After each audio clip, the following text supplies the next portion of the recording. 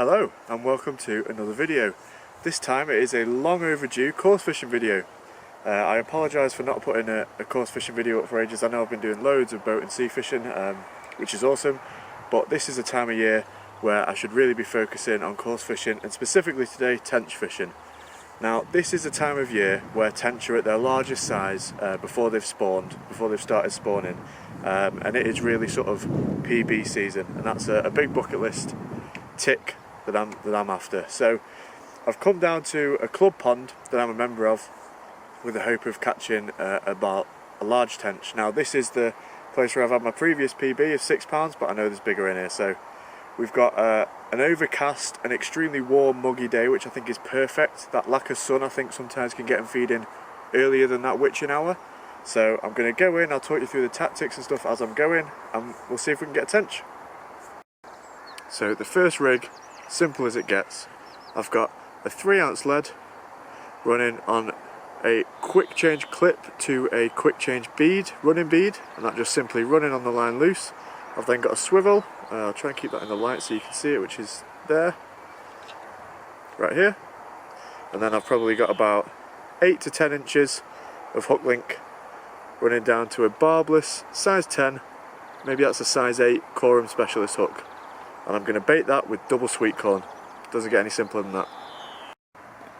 So there's that first rig. Nice and simple, proper easy to rig up yourself. And I'm going to put that out towards those lilies on the far side, and then I'm going to save under this tree towards those lily pads there as my main sort of fishing spot, and I'm going to go in with a float rod, which I'll talk you through in a sec. But this rod over here is just really going to be my sleeper rod, and hopefully that'll go ripping off when we least expect it.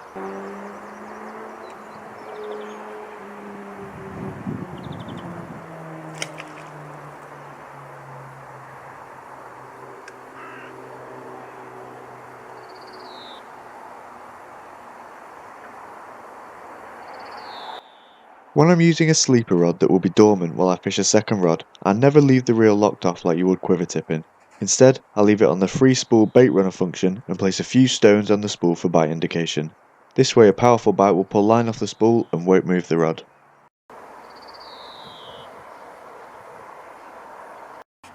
Well, with my second rod, I'm just going to waggler fish, which I probably don't need to explain to anyone, to be honest, but just in case anyone's wondering what gear I use, this is the rod that I've just bought specifically for this fishing and for barbel fishing on the river. Fox dual light multi-tip, 12 foot 2¼ test curve, and I've gone for the 2-piece, and it is brand new. I'm excited to get it out fishing. Let's see how that does.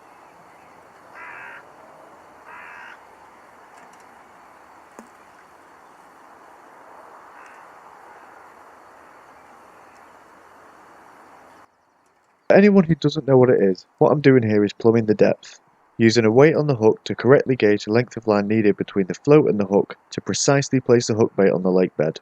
On sessions like this, it's a fine line between keeping disturbance to a minimum while still prioritising getting the depth spot on for these finicky tench. In my opinion, it's worth a few extra drops in just to be as accurate as possible with your depth, otherwise you may not get the bites from these tench.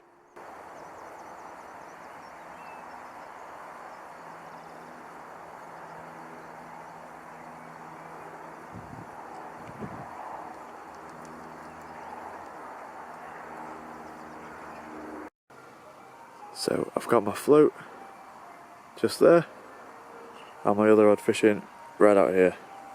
When you're fishing like this for tench, you want your rods nowhere near each other because you really don't want to get them tangled up. If I get a fish on either of those rods, I should be able to keep it away from the other. One thing I will say is you'll notice that float is sticking right up out of the water. That's not ideal. That's because I bought a pot of shots that I thought had a lot more in it, and I only had a couple left, so that could do with a bit more shotting, but it will fish correctly. I've just allowed, when I've been plumbing up, that few more centimetres for the float sticking up. I'm using 18-pound line because, as you can see, it is heavily snaggy around here. It's going to be real hook and hold, and for that reason I might struggle to bring you the fight, but I'll try my best. I'll have the camera set up on a tripod and I'll try and just get to hit play while I've got a fish on, but often in situations like this I might not be able to, but we'll do our best.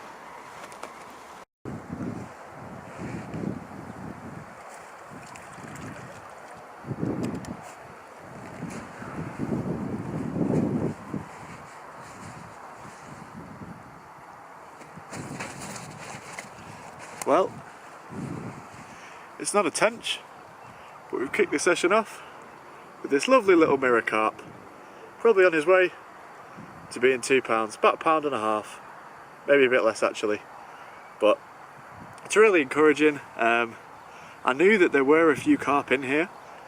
I think they get a little bit bigger than this, but it's nice just to get a fish out. We've only been fishing for half an hour, so that's a great start. And this fish came on floatfish sweet corn just under that tree.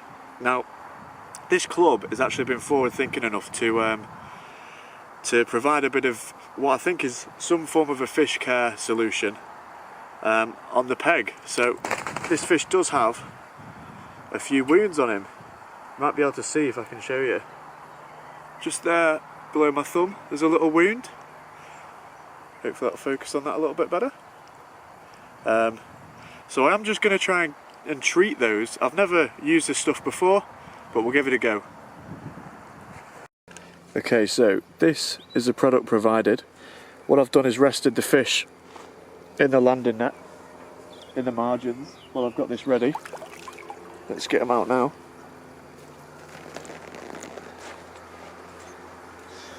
As I say, I've never done this before. Hopefully, can you see that? Yeah. Just adjust that camera slightly. And I guess the idea is just to dab a little bit on. To dab a little bit on the affected areas. Just a touch like that.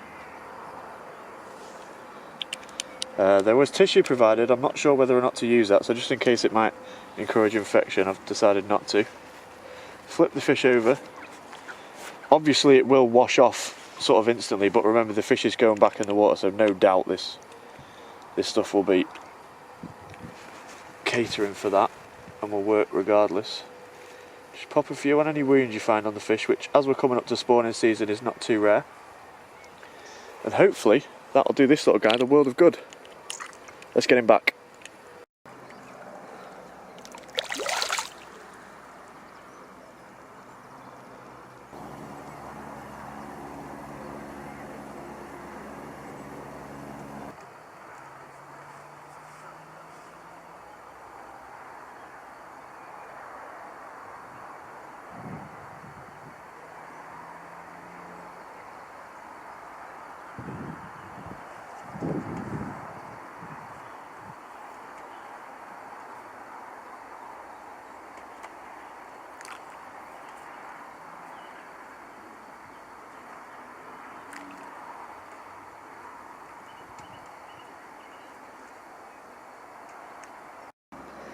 This time of year, I'm really not afraid to get that bait in. This time of the day, this time of the year, they'll be feeding. Give them something to feed on. I then hooked into another small mirrorcarp. Now to be honest, I probably could have landed this fish, but as this clip shows, while I was trying to get some footage of the fight for you guys, the fish managed to transfer the hook into a weed stem. However, I wasn't too worried about this, as I really had my heart set on tench, and this little guy looked like an almost identical fish to the previous capture. Well, after losing that other small mirrorcarp, which looked just like a carbon copy of the first one, I've now just started to have some bubbles around the float, and that's a really exciting sign. I'm assuming there might have been a couple of sort of top-up stockings of this pond with carp, because I've actually never encountered carp here before, although I've not fished it that much. But hopefully, now that fizzing started, it's getting slightly later in the day, although we've still got a couple of hours fishing. Hopefully we'll get through to those tench.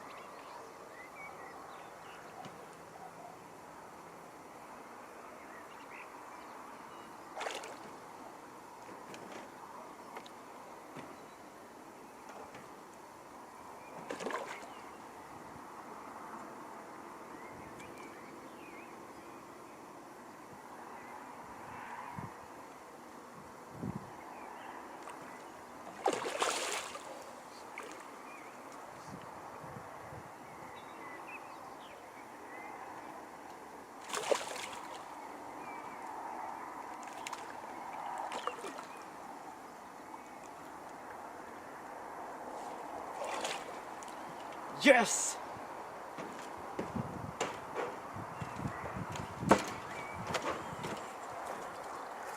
Oh, yes. Check this out. Literally, I was minutes from packing away. I promise you, I was minutes from pulling the rod in. When we landed, oh, the fish is lively.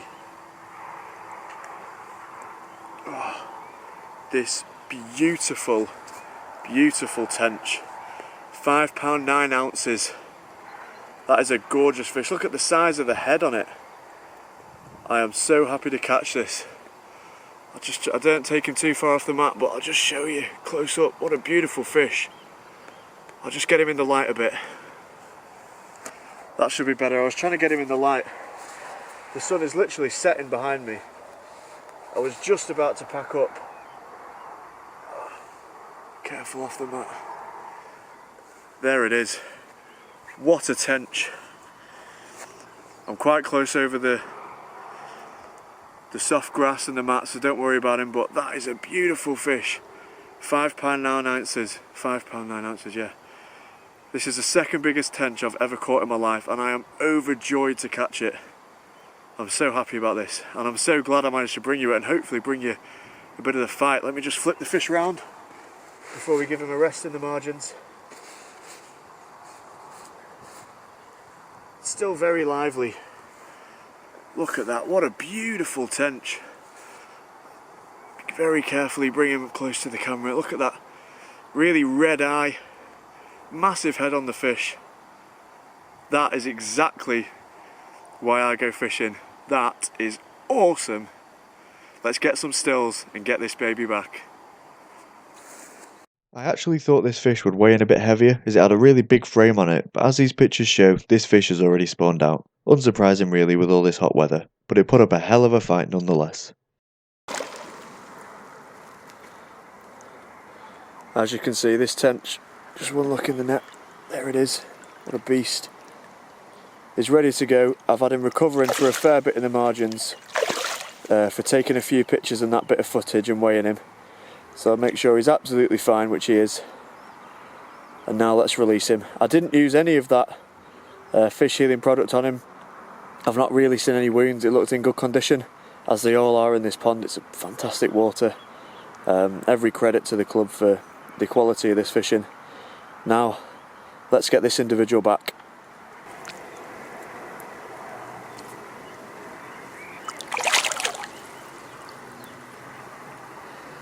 Yes. Well, all I can say after that is thank you very much for watching another one of my videos. I'm wet, I'm slimy, and I am over the moon. I love this type of fishing, and I'm really, really glad I could bring you a session like this. Sun setting behind me. What more could you ask for? Thanks for watching, and I'll see you next time.